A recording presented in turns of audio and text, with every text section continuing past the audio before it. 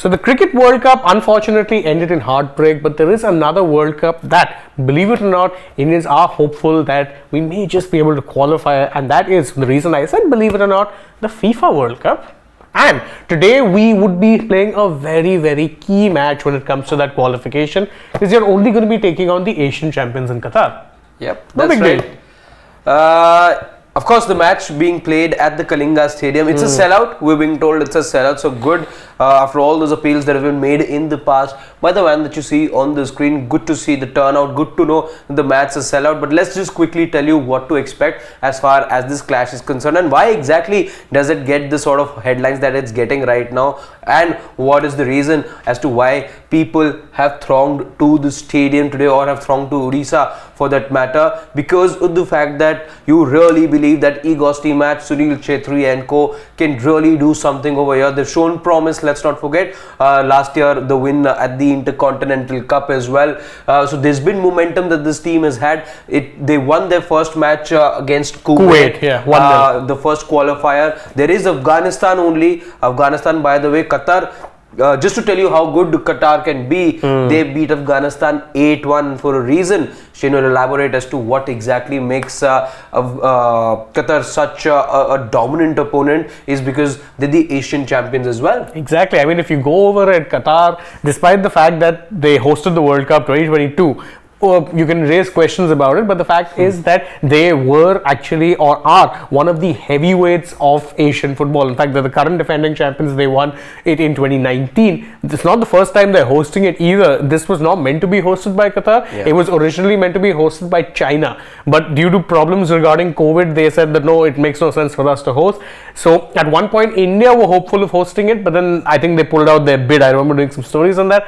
Qatar now hosting it, and they are also Asian champions. So that team really is, I think, a big barometer of how it is you progress. Yes, beating Kuwait in Kuwait City, impressive, no two ways about it. But we're talking about a nation that were good enough to host a World Cup, and who will be coming to India as the favourites, meaning India, despite being the home side, are very much the underdogs. Let's not kid ourselves here. They are the underdogs. And it's also to do with the way that Qatar have played their football. Very aggressive, by the way. The front line is one to envy at the moment. The top goal scorer Ali, I think he had 4 goals of the 8 goals that was scored in the World Cup. Right? He scored 4 of them. So they've got a very good front line. And when you talk about what really to expect, India, I think if you ask from a tactical standpoint, you saw a beautiful goal there being scored against Kuwait the other day. But let's talk about tactics really, because when you look what had happened in the previous match, there were some changes that Egosti match has made. Bhide had come into the defense. Then you had Changte not starting in the 11. So those were changes that did pay off to begin with. And there is little reason, I believe, for Egosti match to believe that all those changes that he made, Changte, yes, of course, came in later as a substitute and he exactly made his mark as well. But not let's say great reason for Egosti match to really go ahead and make changes, because what we saw was a solid defensive performance largely from India the other day against Kuwait. Today as well, it's going to be Qatar. Their formidable front line is obviously something that you need to plan for, and you probably need the same tactic here as well, I feel, because you're not going to have a lot of the possession. Perhaps players like Manveer are going to play a part. Changte at some point, I would like to believe, will have a role to play as well, because he gives you pace. So I think counter attack and just cashing in on the mistakes that Qatar are to make, if there are any loose balls, will be the key for India, because you're not going to have too many chances.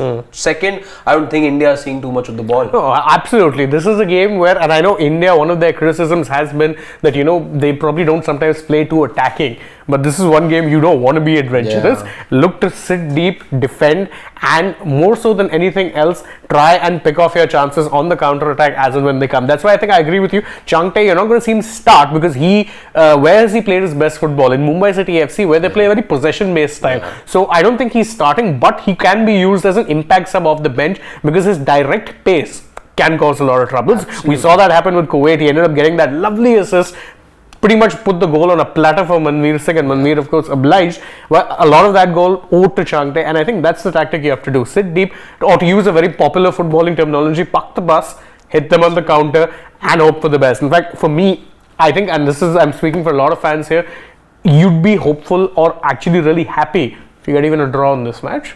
I think you'll take a draw, because let's just quickly tell you what the points table also looks like. This is what the points table looks like. Now, India finishing in the top 2 does, good for them, because again, it gives them a chance of progression. But right now, you see India and Qatar, the only 2 teams who have 3 points each. Of course, you've got 5 more games that India will be playing. But today, if you were to take a draw, given the fact that Afghanistan, or whatever we've seen so far, look like the weakest team of the lot, you're backing this Indian team, which has momentum right now, to be getting a win against Afghanistan as well, and perhaps both home and away. Exactly. So you should be banking on that. But a big boost it will be, because you will be traveling to Qatar also for the away match. That's not going to be easy. We know that for a fact. But the fact that you're playing in front of home fans, there is some momentum. There is reason to believe that if India are to play the best football, if they can display the kind of solidity that they had displayed against Kuwait in the previous match,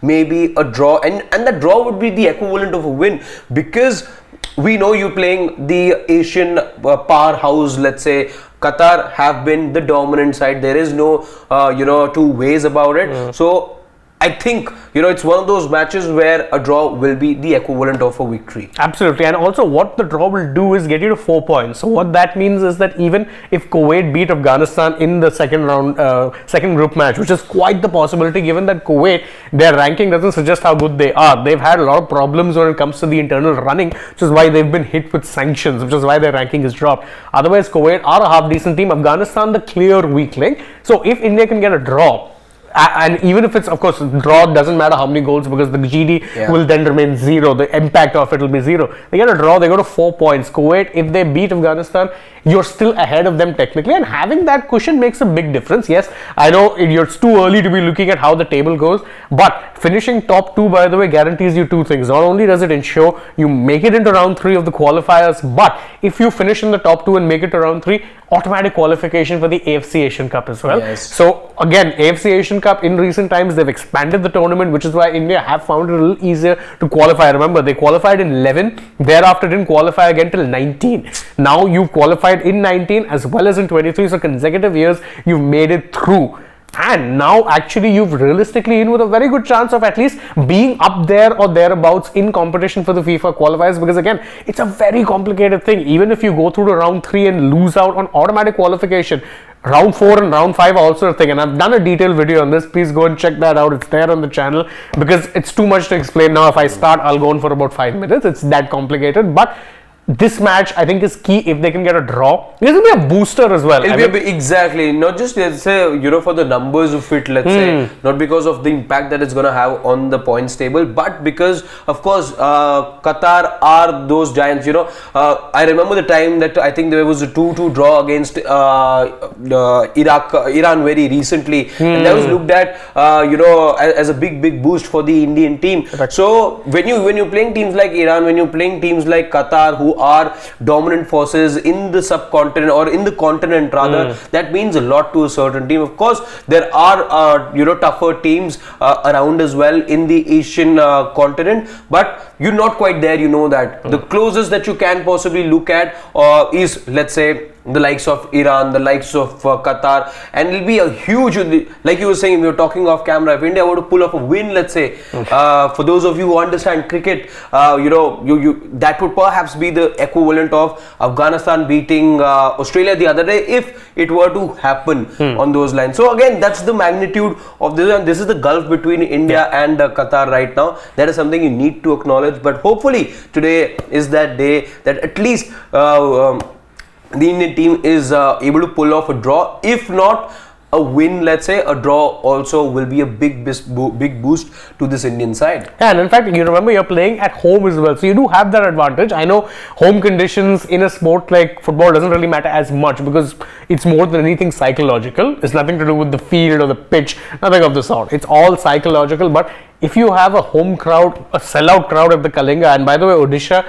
in recent times has become an absolute hub for sport. I mean, we know hockey. We know how much they've done for hockey, and the state government has also done a lot to make Odisha FC successful as well. Lest we forget. More importantly, someone like a Kishore Kumar Jaina also comes from Odisha. So, massive sporting hub, and I think people of the state also have taken to supporting Indian sport very nicely. You've seen the crowds you get in the hockey games, and now hopefully you are getting a similar crowd for the football game as well. So, no reason to believe that you can't actually, let's say, bank on that home support and pull off something special. Absolutely. So do stay with us here at Sports Today, because we're going to be giving you updates about that match. It's at 7 o'clock. It today, starts at 7 Indian o'clock. Standard So Time. we will be there to join you right before the match is about to start, and of course dissect the match for you once the match gets over. From Shane, my colleague, my name is Harshit Ahuja. We'll take your leave right now, but stay with us. Long day, other stuff also happening in the world of sport. We'll keep you updated with all of that. Bye bye.